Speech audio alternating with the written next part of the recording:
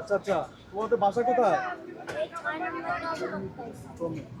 আচ্ছা, তো তুমি কি করো? আমি গাড়িতে গাড়িতে বাসায়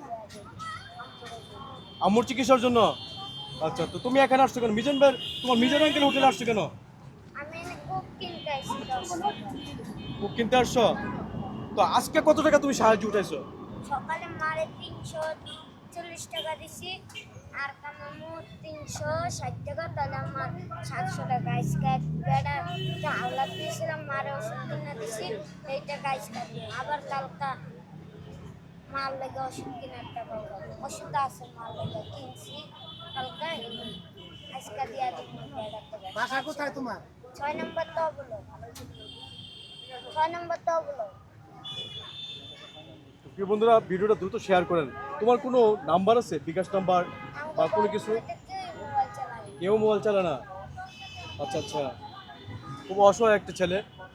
বাবা চলে গেছে, মা আছে, মা অসুস্থ, প্রতিদিন 700 টাকার ওষুধ লাগে। বাবা মারা গেছে, মা আছে, মা খুব অসুস্থ, প্রতিদিন 700 টাকার ওষুধ লাগে। সে টাকার জন্য বিভিন্ন ধরনের বিভিন্ন জায়গায় সাহায্য চাচ্ছে, বিভিন্ন গাড়িতে।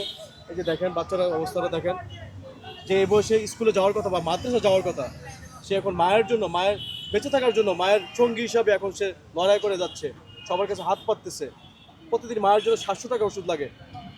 তো আসলে তাকে সাহায্য করতে হলে আমি তার ঠিকানা কোনো দিতে পারতেছি না এখন।